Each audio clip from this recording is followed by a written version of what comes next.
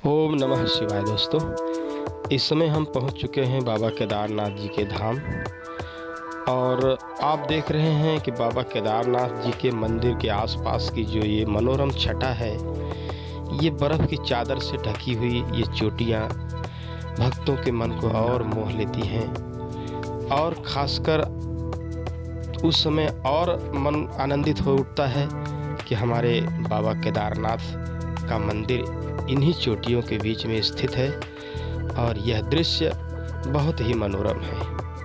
आप अगर कभी आए होंगे तो ज़रूर आपको इसकी कल्पना होगी कि बाबा केदारनाथ जी के धाम आने पर यहाँ की जो आसपास की प्राकृतिक सौंदर्य है वो हमारे मन को मोह लेता है और साथ में हम बाबा केदारनाथ जी के दर्शन को करते हैं तो जिसमें और आनंद ही आनंद जुड़ जाता है। दोस्तों, केदारनाथ ज्योतिर्लिंग बाबा भोलेनाथ के उन 12 ज्योतिर्लिंगों में से प्रमुख ज्योतिर्लिंग है जो कि उत्तराखंड के रुद्रप्रयाग जिले में स्थित है। दोस्तों, केदारनाथ की बड़ी महिमा है। उत्तराखंड में बद्रीनाथ और केदारनाथ ये दो प्रधान तीर्थ हैं। दोनों के दर्शनों का बड़ा ही महात्म्य है। ऐसी मान्यता है कि जो व्यक्ति केदारनाथ के दर्शन किए बिना बद्रीनाथ की यात्रा करता है उसकी यात्रा निष्फल जाती है। केदारनाथ पथ सहित नर नारायण मूर्ति के दर्शन का फल समस्त पापों के नाश पूर्वक जीवन मुक्ति की प्राप्ति बतलाया गया है। दोस्तों, उत्तराखंड में हिमालय पर्वत की गोद में केदारनाथ मंदिर 12 ज्योतिर्लिंगों में सम्मिलित होने के साथ 4 धाम और पंच केदार में से भी एक है। यहाँ की प्रतिकूल जलवायु के कारण यह मंदिर अप्रैल से नवंबर माह के मध्य ही दर्शन के लिए खुलता है।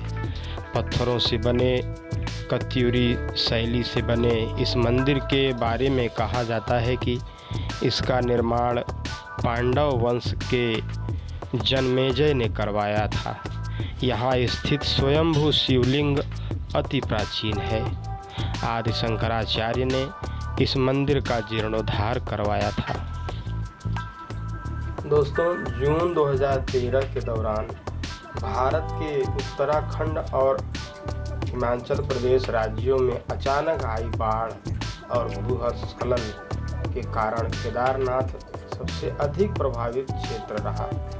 मंदिर की दीवारें गिर गई और बाढ़ में बह गई। इस ऐतिहासिक मंदिर का मुख्य हिस्सा और सदियों पुराना गुंबद सुरक्षित रहे, लेकिन मंदिर का प्रवेश द्वार और उसके आसपास का इलाका पूरी तरह तबाह हो गया।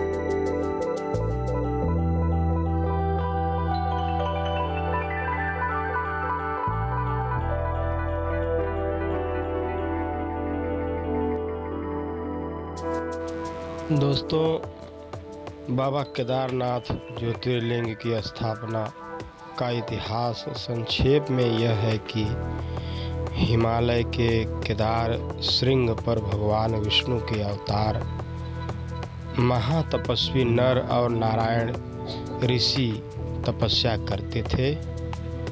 उनकी आराधना से प्रसन्न होकर भगवान शंकर प्रकट हुए और ज्योतिर्लिंग के रूप में वहाँ प्रकट हो गए। सदा वास करने का वर प्रदान किया। यह स्थल केदारनाथ पर्वतराज हिमालय के केदार नामक श्रृंग पर अवस्थित है। पंच केदार की कथा ऐसी मानी जाती है कि महाभारत के युद्ध में विजयी होने पर पांडव भ्रातृ हत्या के पाप से मुक्ति पाना चाहते थे। इसके लिए वह शंकर का आशीर्वाद पाना चाहते थे, लेकिन वे उन लोगों से रुष्ट थे। भगवान शंकर के दर्शन के लिए पांडव काशी गए, पर वे उन्हें वहाँ भी नहीं मिले। वे लोग उन्हें खोजते हुए हिमालय तक आ पहुँचे। भगवान शंकर पांडवों को दर्शन नहीं देना चाहते थे, इसलिए वे वहाँ से अंतर्ध्यान होकर केदारनाथ में जा बसे। दूसरी ओर पांडव भी लगन के पक्के थे। वे उनका पीछा करते करते केदार पहुँच ही गए। भगवान शंकर ने तब तक बैल का रूप धारण कर लिया और वे अन्य पशुओं में जा मिले। पांडवों को संदेह हो गया था, अतः भीम ने अपना विशाल रूप धारण कर 2 पहाड़ों पर फैला दिया। अन्य सब घायल बैल तो निकल गए, पर शंकर जी रूपी बैल पैर के नीचे से जाने को तैयार नहीं हुए। भीम बलपूर्वक इस बैल पर झपटे, लेकिन बैल भूमि में अंतर्ध्यान होने लगा। तब भीम ने बैल को त्रिकोणात्मक पीठ का भाग पकड़ लिया। भगवान शंकर पांडवों की भक्ति ढूंढ संकल्प देख प्रसन्न हो गए। उन्होंने तत्काल दर्शन देकर पांडवों को पाप मुक्त कर दिया। उसी समय से भगवान शंकर बैल की पीठ की आकृति पिंड के रूप में श्री केदार में पूजे जाते हैं। ऐसा माना जाता है कि जब भगवान शंकर बैल के रूप में अंतर्ध्यान हुए तो उनके धड़ से ऊपर का भाग काठमांडू में प्रकट हुआ। अब वहाँ पशुपति नाथ का प्रसिद्ध मंदिर है। शिव की भुजाएं तुंगनाथ में, प्रमुख रुद्रनाथ में, नाभि महेश्वर में और जटा कल्पेश्वर में प्रकट हुए।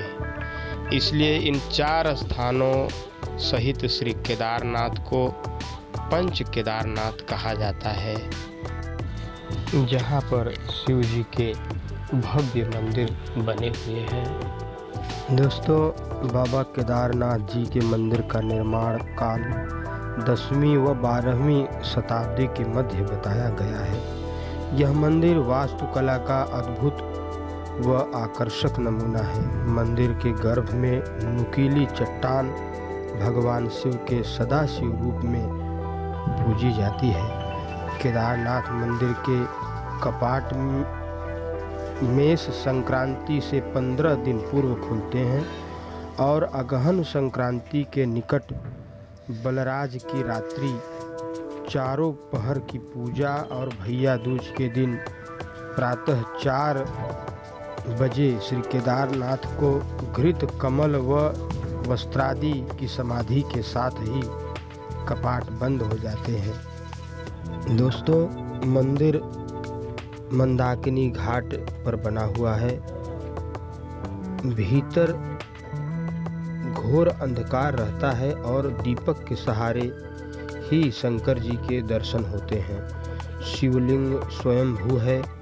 सम्मुख की ओर यात्री जल पुष्पादि चढ़ाते हैं और दूसरी ओर भगवान को घृत अर्पित कर बाह भरकर मिलते हैं। मूर्ति 4 हाथ लंबी और 1.5 हाथ मोटी है। मंदिर के जगमोहन में द्रौपदी सहित 5 पांडवों की विशाल मूर्तियां हैं। मंदिर के पीछे कई कुंड हैं, जिनमें आचमन तथा तर्पण भक्तों द्वारा किया जाता है। दोस्तों, बाबा केदारनाथ जी के मंदिर के आसपास की प्राकृतिक सौंदर्य के क्या कहने।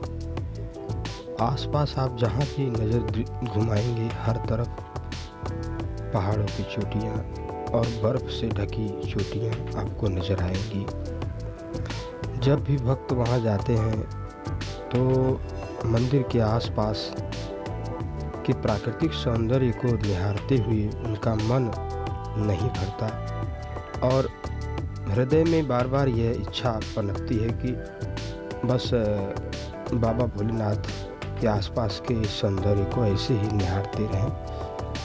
आप देखेंगे कि पहाड़ियों के ऊपर आपको जब तापमान नीचे गिर जाता है तो पहाड़ियों पे आपको बर्फ़ की चादरें दिखती हैं और यह सफ़ेद चादरें भक्तों के मन को और भी मोह लेती हैं।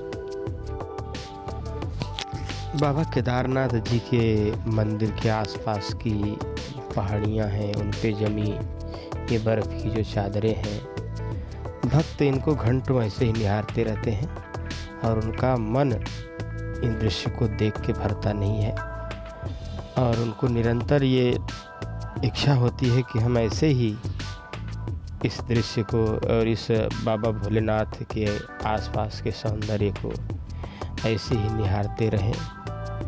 और यह जब भी मन में उनके यह आनंद उमड़ता है तो बार बार यहाँ आने की और इस प्राकृतिक सौंदर्य को देखने की, बाबा भोलेनाथ के दर्शन की और पहाड़ियों पे जमी बर्फ़ की चादरों को देखने की इच्छा मन में बार बार प्रकट होती है। और यही वह मनमोहक दृश्य है जो कि भक्तों को बाबा भोलेनाथ की इस नगरी में खींच लाता है।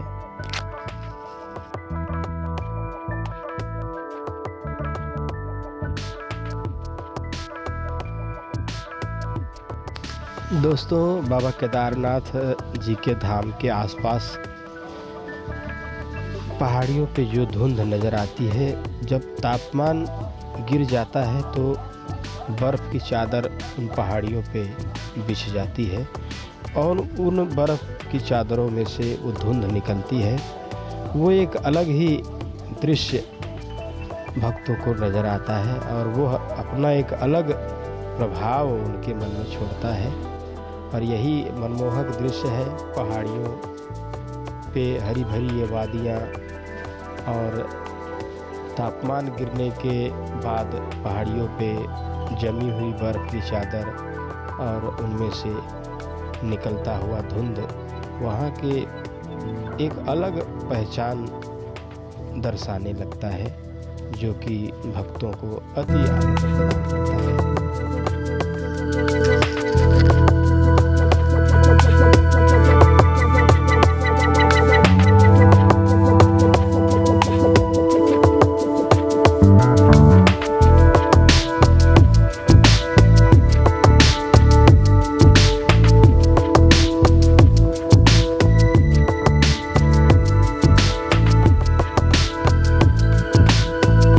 दोस्तों, जो भक्त यहाँ पे पैदल मार्ग से आते हैं बाबा केदारनाथ जी के दर्शन के लिए, उनके लिए यहाँ पर जो यहाँ के स्थानीय निवासी हैं उनके द्वारा खच्चर के माध्यम से बाबा केदारनाथ जी के धाम तक सहज पहुँचाया जाता है।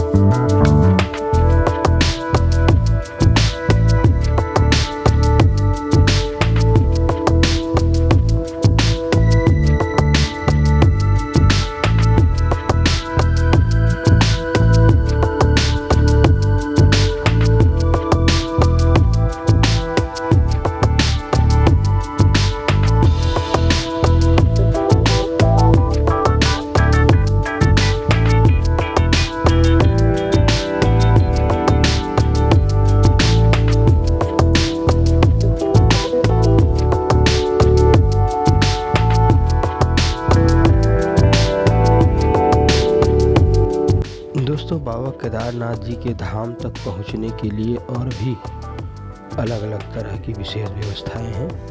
जो भक्त बाबा केदारनाथ जी के दर्शन के लिए वायु मार्ग से आना चाहते हैं वो वायु मार्ग से बाबा केदारनाथ जी के धाम तक पहुंचते हैं और बाबा के दिव्य दर्शन का लाभ लेते हैं। और जो भक्त पहाड़ी मार्ग से आते हैं उनके लिए भी अलग अलग तरह से विशेष व्यवस्था है। जैसे वहाँ के स्थानीय निवासी भक्तों को खच्चर के माध्यम से बाबा के धाम तक सहज उनको पहुँचा देते हैं।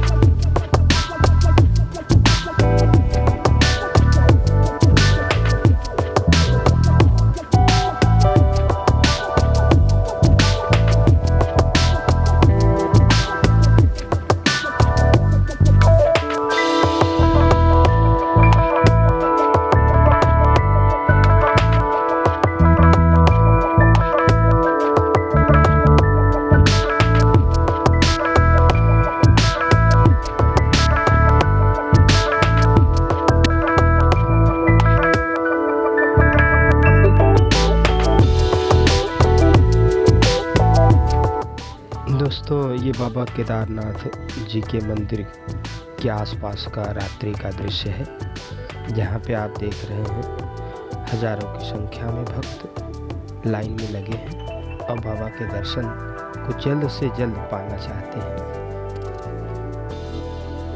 दोस्तों, बाबा केदारनाथ जी के मंदिर के मुख्य द्वार के ऊपर एक पीतल का घंटा लगा हुआ है। जब भी बाबा केदारनाथ जी की आरती और पूजन होता है तो निरंतर भक्त उस घंटे को रस्सी के माध्यम से बजाते हैं। दोस्तों, बाबा केदारनाथ जी के धाम का यह सुबह का दृश्य है, जब भक्तजन भारी संख्या में कतारों में लगे हैं और दर्शन के लिए अपने नंबर का इंतजार कर रहे हैं।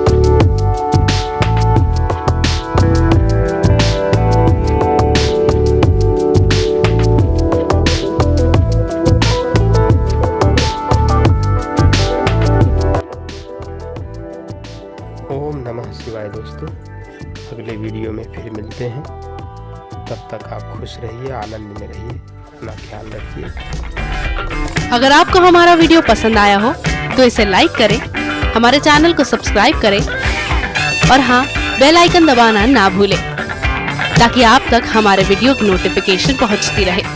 आप अपना सुझाव हमें कमेंट बॉक्स में दे सकते हैं। हमारे साथ जुड़ने के लिए